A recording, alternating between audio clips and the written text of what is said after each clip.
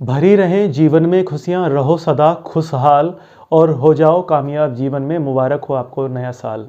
ये साल 2024 आपको और आपके घर परिवार को पूरी तरह से मुबारक हो। आप इसमें मेहनत करके, तैयारी करके अपना सिलेक्शन निर्धारित कर लें, जिससे कि आपके घर परिवार में खुशियाँ आएँ। मैं सोनू कपासिया, भूतपूर्व सीआईएसएफ सदस्य और वर्तमान में एक गवर्नमेंट टीचर हूँ।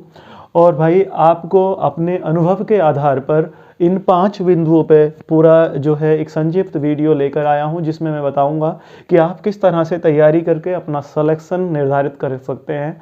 आज तक जो भी बच्चा कामयाब हुआ है उसने इन बिंदुओं पर कार्य किया है और निश्चित ही वो सफल हुआ है। तो चाहे समय कोई भी रहा हो, पहले या आने वाले समय में, विद्यार्थी जो इस तरह से तैयारी करते हैं वो कभी भी असफल नहीं होते। तो हम चलते हैं, वीडियो को ज़्यादा लंबा नहीं करते हैं। अगर चैनल पर आप पहली बार हैं तो प्लीज़ चैनल को सब्सक्राइब कर लीजिएगा। तो देखिएगा, इसका पहला पॉइंट जो मैंने आप लोगों के लिए लिखा है वो है कि नो अबाउट योर एग्जाम्स, यानी कि आपका जो परीक्षा है जिसकी आप तैयारी कर रहे हैं उसके बारे में जानना। तो उसके बारे में क्या जानना होता है, आपने फॉर्म भर दिया तो फॉर्म में जो है कब उसका एग्जाम है, सारी चीज़ें आपको पता होता है कि आपके पास कितना समय इस परीक्षा की तैयारी करने में है। मेन जो आपका रोल करता है वो आपका पाठ्यक्रम, यानी कि आपका जो इस आपने अपनी परीक्षा के बारे में जाना, कब जो है आपका इसका एग्ज़ाम होगा, सारी चीज़ें आपका नोटिफिकेशन देखा आपने, और उसमें जो मेन चीज़ आपका निकल कर आई वो पाठ्यक्रम से आपको पता चल जाएगा कि भाई इसमें क्या क्या चीज़ आ रही है। हिंदी आ रही है या आपका इंग्लिश आ रही है, अलग अलग जो है परीक्षाओं में अलग अलग चीज़ें होती है। आपका मैथ्स आ रहा है, आपका रीजनिंग आ रही है, ठीक है, और आपका जीएस, जीके, ये सब, और आपका करंट। तो ये मतलब कॉमन चीज़ें हैं जो किसी भी परीक्षा में आती है। तो आपको देखना है कि आपकी परीक्षा का सिलेबस क्या है और उस सिलेबस में कौन कौन से जो विषय हैं वो हैं। तो इसके लिए सबसे पहले आप ध्यान रखना, और हर विद्यार्थी जो सफल होता है वो क्या करता है कि अपने सिलेबस की एक कॉपी, 1 या 2 कॉपी आप निकलवा कर रख लो, ठीक है। तो ये आपके पास होनी चाहिए, और एक होना चाहिए आपके पास हाइलाइटर, ठीक है। यानी कि आप सिलेबस की कॉपी निकलवाएंगे, 1 से 2 कॉपी, ठीक है, और उसको जो है अपने पास रखेंगे। और जैसे जैसे आप पढ़ाई करेंगे तो अपने हाइलाइटेड से अपने सिलेबस के उन पॉइंट्स को हाईलाइट करते चले जाएंगे कि ये जो चीज़ें हैं हमारी कवर हो चुकी है। सिलेबस की 2 कॉपी अगर आप रखें तो बेहतर होगा। एक अपने साइड में जहां आप पढ़ते हैं दीवार पर चिपका दीजिए और एक अपने पास रखिएगा। तो सिलेबस जो है आपका आपकी बुक से अलग ही सेपरेट होना चाहिए। आपको पता रहना चाहिए कि क्या क्या चीज़ आप तैयार कर लिए हैं। तो ये पहली चीज़ है कि आपने एग्जाम के बारे में जानना, उसमें कौन कौन से सब्जेक्ट आ रहे हैं, ठीक है, उनके बारे में जानना। उसके बाद में जब यहाँ हम दूसरा पॉइंट लेते हैं तो हर विद्यार्थी को क्या करना चाहिए, क्रिएट ए शेड्यूल, जो है आपका स्टडी शेड्यूल। आपको अपने पढ़ने का एक पूरा जो शेड्यूल है, ठीक है, वो जो है एक समय तालिका के अनुसार व्यवस्थित कर लेना चाहिए। आप किस समय उठते हैं, किस समय आप जो है सोते हैं, ये सब निर्धारित होना चाहिए और रोज उसी को फॉलो करना। आपको उतने ही बजे उठना है, उतने ही बजे ही सोना है। आप देखिएगा, माना कोई बच्चा जो है 4 बजे उठता है सुबह को और 10 बजे सो जाता है, ठीक है। ये हर व्यक्ति के, हर बच्चे की कैटेगरी पर डिपेंड करता है कि वो जो है, इसमें कोई ज़रूरी नहीं है कि वो सुबह 4 बजे ही उठे। उसका अपना टाइम है, वो देर रात तक अगर पढ़ेगा तो सुबह में देर से आपका जागेगा। तो ये आपको अपना देखना है। ये हर किसी का अपना व्यक्तिगत जो है आपका स्टडी शेड्यूल होता है, वो किस तरह से आपको अरेंज करना है ये आपको करना है, अपने विवेक से करना है। और इसमें आपको ध्यान क्या रखना है, अपने 8 घंटे ऐसे रखने हैं जो आपके सिलेबस को समय देते हो, ठीक है। इसमें आपका 6 से 8 घंटे आपको स्लीपिंग ध्यान रखनी है कि आपको सोना ही सोना है। एक स्वस्थ जो है, अगर आपको अपने आप को स्वस्थ रखना है तो इतने घंटे सोना है। बाकी जो आपको, मानो हम 8 घंटे के हिसाब से लेके चले, 8 घंटे ये हो गए, 8 घंटे ये हो गए, और शेष 8 घंटे, ठीक है, इसमें हो सकता है कि आप कहीं पढ़ने जाते हो, कोई कोर्स कर रहे हो, ठीक है, या आप जो है लाइब्रेरी जा रहे हो, या कोई ऑफलाइन कोचिंग आप ज्वाइन करते हो। तो जो भी आपका शेड्यूल है, कहने का मतलब ये है कि 8 घंटे तो मिनिमम आपको पढ़ना है, और मैक्सिमम इन 8 घंटे में से कितने घंटे आप निकालते हो वो आपके ऊपर डिपेंड करेगा। आपके अंदर इतना जोश होना चाहिए कि कम से कम आप मानो कि यहाँ पर 12 प्लस घंटे निकाल लो अपने लिए। तो ये निश्चित जब कि आपको पता हो कि आपका एग्ज़ाम नज़दीक है।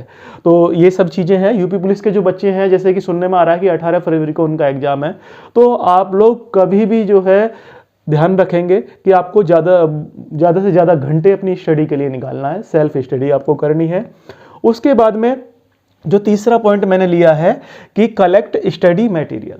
आपको पता चल गया आपका सिलेबस क्या है, आपने अपना जो है, आपको पता है कि मेरा कौन सा सब्जेक्ट मजबूत है, कौन सा कमज़ोर है, किसको मैं कम समय दे सकता हूं, किसको मैं ज़्यादा समय दूं तो मेरा तब वो मजबूत होगा। तो ये सब आपको ही जानकारी है। हर बच्चे को अपने बारे में स्वयं बहुत सारी जानकारी होती है। तो यहाँ पर आपको क्या करना है, जो कलेक्ट स्टडी मटेरियल में देखिएगा, मैं कभी भी आपको एक कंबाइंड बुक की सलाह नहीं दूंगा और किसी पर्टिकुलर बुक, वो मैं बता सकता हूँ लेकिन इस वीडियो में नहीं, कि आप एक कंबाइंड बुक ले लें जो आपके सिलेबस के कुछ कुछ पॉइंट्स उसमें आते हों, ठीक है। लेकिन मेरा मानना है कि कोई भी कंबाइंड बुक जो है एक संपूर्ण आपका सिलेबस होता है उसे कवर नहीं करती। इसके लिए हमेशा आपको देखिए हर एग्जाम में वो काम आएंगे। आपको क्या करना है कि जैसे कि हम यहाँ समझ लेते हैं हिंदी इंग्लिश, तो इसकी मैं इन बुकों को आपको वैसे ही समझा रहा हूँ संकेत के तौर पे।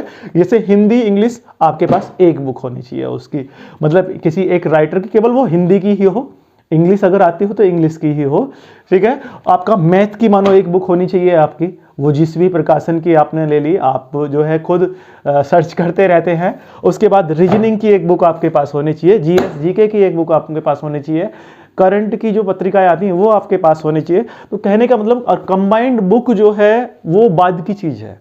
पहले का मतलब यह है कि आपके जो सिलेबस के जितने भी पॉइंट्स हैं उनकी आपके पास एक एक, जैसे हिंदी की एक, मैथ की एक, रीजनिंग की एक, जीएस जीके की एक, करंट की अपनी पत्रिकाएं पढ़ते रहो। कुछ जो है काफ़ी सारे जो चैनल्स हैं बहुत बढ़िया सुबह को वीडियो लाते हैं, वहाँ से आप कलेक्ट कर सकते हैं। तो ये जो सारी चीज़ें हैं, तो कंबाइंड बुक के भरोसे नहीं रहना कि एक कंबाइंड बुक लिया है, उसको घोट रहे हैं, रट रहे हैं और उसमें से सब कुछ आ जाएगा। तो ऐसा नहीं है। आज के टाइम में बहुत ज़्यादा कंपटीशन है और आप सब बच्चों को जो है हर सब्जेक्ट की अच्छे से तैयारी करनी चाहिए। तो ये मैं सलाह दूंगा, कभी भी आप जो है कंबाइंड बुक पर भरोसा ना करें। अपनी हर जो आपका सिलेबस का पॉइंट है, जो सिलेबस का विषय है, उसकी अलग अलग एक किताब जरूर रखें। वो आपको हर एग्जाम में काम देगी, छोटे से लेकर बड़े एग्जाम तक हर एग्जाम में आपको काम देगी। तो ये मेरी सलाह आप जरूर मानिएगा। तो इसके बाद क्या है, जब आपने स्टडी मटेरियल जो है कंप्लीट कर लिया, आपने टाइम शेड्यूल के अनुसार अपना पढ़ना शुरू कर दिया, अपना समय दे दिया, उसके बाद देखिएगा आपको रेगुलर प्रैक्टिस एंड रिवाइज क्या करना है, रेगुलर प्रैक्टिस करनी है और रिवाइज करना है। रिवाइज जो भी चीज़ें आपने पढ़ी हैं, अपनी जो भी चीज़ें आपने पढ़ी हैं उनको चाहे तो आपका 7 दिन में, ठीक है, अपना केवल समय 7 दिन का समय जो होना चाहिए, लास्ट मानो वीक का जो लास्ट डे है वो रिवाइज का ही होना चाहिए। आपने जो भी तैयार करा है पिछले 6 दिनों में उनको एक बार जो है सही से अपना रिवाइज कर लो। तो उससे आपको पता चल जाएगा कि कितना आपके याद रहा, कितनी चीज़ें आपकी तैयार रही। तो ये आपको करना है। और 7 दिन 15 दिन ये जो है इससे ज़्यादा मत करना, इतने दिन में आपको रिवीजन करना ही करना है, ठीक है। मैं तो कहूँगा कि आप 7वें दिन जरूर रिवीजन कीजिएगा और हो सके तो जो है अपना थोड़ा बहुत समय डेली बेस पे भी आप दे सकते हो कि रिवीजन के लिए, तो वो सबसे बेस्ट चीज़ आपकी होगी। उसके बाद जो यहाँ पर है रेगुलर प्रैक्टिस। देखो जब आपका मनो सारी चीज़ें आपने तैयार कर ली तो आपको क्या करनी है, बहुत सारे जो है आपका सैम्पल पेपर्स आते हैं, उन सैम्पल पेपर से अपने आप को देखना है कि आप तैयारी के किस लेवल पर हो। तो आपको क्या करनी है, रेगुलर प्रैक्टिस सेट करने हैं। और इसमें भी आपको मैं बता दूं, जो आपका प्रीवियस ईयर होते हैं, जो प्रीवियस ईयर क्वेश्चन पेपर्स होते हैं वो आपको बिल्कुल लगाने हैं, यानी कि पिछले सालों में उनमें से आने की भी पॉसिबिलिटी रहती है। और अगर आप पिछले सालों के बहुत सारे प्रीवियस ईयर के जो क्वेश्चन पेपर कर लेते हो तो आपकी बहुत ज़्यादा तैयारी, वो आपको पता चल जाता है कि किस तरह का पेपर आपका आएगा। तो ये कभी भी आप लगाना ना भूलें प्रीवियस ईयर के, और अपना रेगुलर अपना रिवाइज करते रहें। इसके बाद मैंने जो आपको 5वां पॉइंट लिया है कि be positive and take care of your health, ठीक है। जब आप तैयारी कर रहे हो उस दौरान अपने आप को हमेशा पॉजिटिव रखना, सकारात्मक रखना है, क्योंकि अगर आप भाई मेरी तैयारी नहीं हो रही, मुझ पे नहीं पढ़ा जा रहा, मेरी चीज़ें याद नहीं रह रही, तो वो यकीनन आपको निगेटिविटी की तरफ लेके जाएंगी और आपकी तैयारी पे इसका असर पड़ेगा। आप जो तैयारी कर रहे हैं तो अपने आप को, अपने खुद को, स्वयं को ये विश्वास दिलाइए कि चीज़ें आपकी याद हो रही हैं, आप तैयार कर रहे हैं, तो एक पॉजिटिवनेस आपके अंदर आएगी और वो आपको आगे बढ़ाएगी। आप जितना अधिक तैयारी करेंगे उतना ज़्यादा आपके अंदर विश्वास आएगा और वो विश्वास आपको और ज़्यादा तैयारी कराएगा और यकीन मानिए आप कामयाबी की तरफ बढ़ेंगे। Take care of your health, अपने जो है स्वास्थ्य का ध्यान रखना है, क्योंकि अगर आपका स्वास्थ्य एग्जाम के दौरान खराब हो गया तो भाई आपका पेपर, आपकी तैयारी सब कुछ डिस्टर्ब हो जाएगा। तो ध्यान रखना प्रिय विद्यार्थियों, आज तक जो भी विद्यार्थी कामयाब हुआ है या होगा वो इन्हीं पॉइंट्स पर काम करेगा, ठीक है, करता आया है। तो ध्यान रखिएगा, आपको भी ऐसे ही करना है।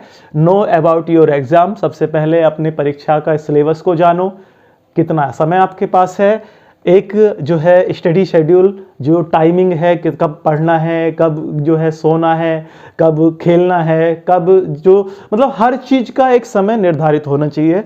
उसके बाद कलेक्ट स्टडी मटेरियल, जो भी आपके सिलेबस में आ रहा है उनकी जो बुक्स हैं वो आपके पास होनी चाहिए।